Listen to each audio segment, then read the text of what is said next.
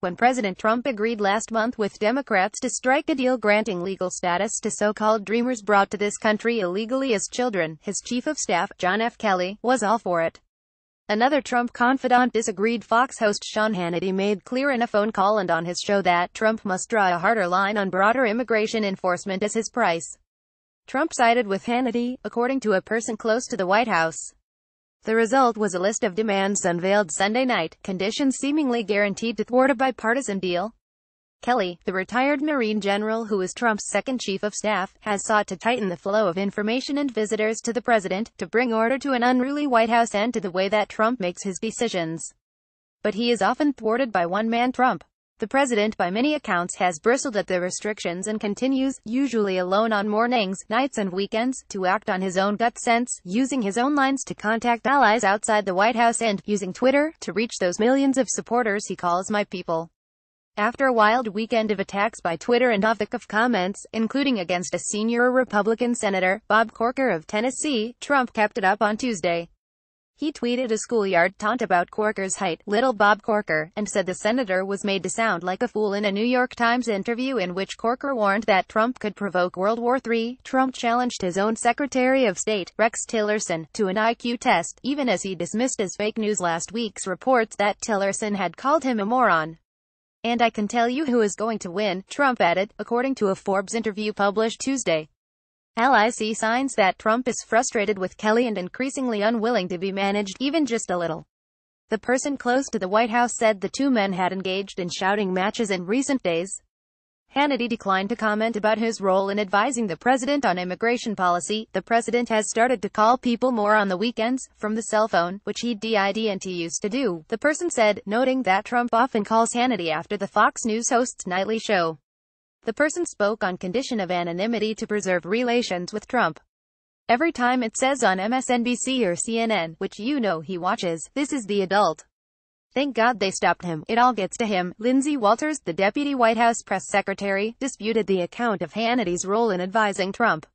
She added in an email, "The president has always had a robust list of outside advisors in business and politics because he is open-minded and ultimately wants to do the right thing for the country." At Tuesday's daily news briefing, White House Press Secretary Sarah Huckabee Sanders accused Corker, the widely respected chairman of the Senate Foreign Relations Committee, of distorting the facts. She added that Trump has been an incredibly strong leader on foreign policy and national security. Those who know and have worked with Trump say he is not averse to taking advice from Kelly or anyone else. But challenges to his authority can only go so far when people offer their critiques. "My experience is he welcomes it. He just doesn't like to be publicly criticized, and he certainly doesn't like to be personally criticized," said Christopher Ruddy, a friend who publishes Newsmax, a conservative website. Corker's criticisms, including his suggestion last week that Kelly, Tillerson and Defense Secretary James N. Mattis are the people that help separate our country from chaos, were particularly galling to the president, the type of slight that makes Trump go ballistic, Ruddy said.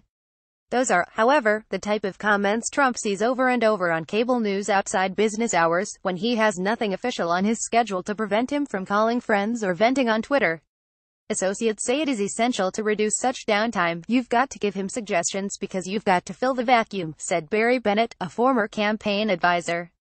Kelly has sought to limit Trump's free time and to prevent outsiders from bringing him unfiltered and sometimes inaccurate information that can rile him up. Advisors more aligned with the Republican establishment have prevailed on Trump to avoid some decisions that could have rattled foreign allies. For example, according to a second person close to the White House, who also spoke on condition of anonymity to maintain those ties, early on Trump was talked out of withdrawing from the six-party Iran nuclear deal, an issue he will revisit this week, and dissuaded from moving the United States Embassy in Israel from Tel Aviv to Jerusalem, a provocative act that would put Mideast peace talks at risk. More often, though, Kelly and others on his side are frustrated.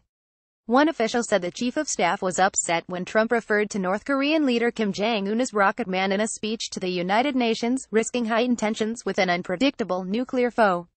The president, meanwhile, is said to be discomfited not only by the attempts to control him, but by the recent departure of his longtime lieutenant, Keith Schiller, who had been White House Director of Operations and, perhaps most important, a key interpreter and soother of Trump's feelings. While past administrations have wrestled with matters of presidential temperament, never has a president been so willing, and able, thanks to social media, to share what seems to be his every internal thought and mood. "I can't think of a president who behaves like he does. There's really no immediate comparison," said John A. Farrell, author of the book Richard Nixon: The Life, about the president whom Trump has increasingly been compared with. Nixon's first year in office was nothing like Trump's, Farrell said, but rather a smooth period of accomplishments. Only later, under the intense pressure of domestic protests against the Vietnam War, did Nixon fall deeply into the sort of use against them mentality that Trump exhibited from the very beginning of his campaign. Even as Nixon's drinking problem worsened, as records have since revealed, his inner thoughts remained secret until tapes of his private conversations were released just before his resignation in 1974, and in the years since.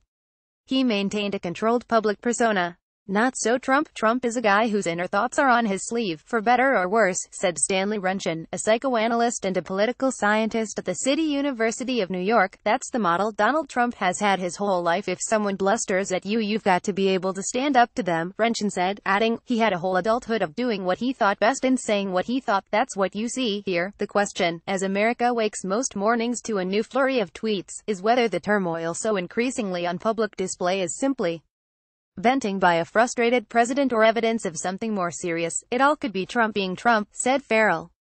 "Or it could be there's a problem in the White House." Caption Noah.Bierman at lawtimes.com, Twitter at Noah Bierman, Kathleen.Decker at lawtimes.com, Twitter at Kathleen Decker, Brian.Bennett at lawtimes.com, Twitter at Byron Bennett. Bob Corker is saying what other Republicans will only whisper about President Trump after alleged war on comment. Trump suggests he's smarter than Rex Tillerson. Trump touts economic development bill which nobody knows about.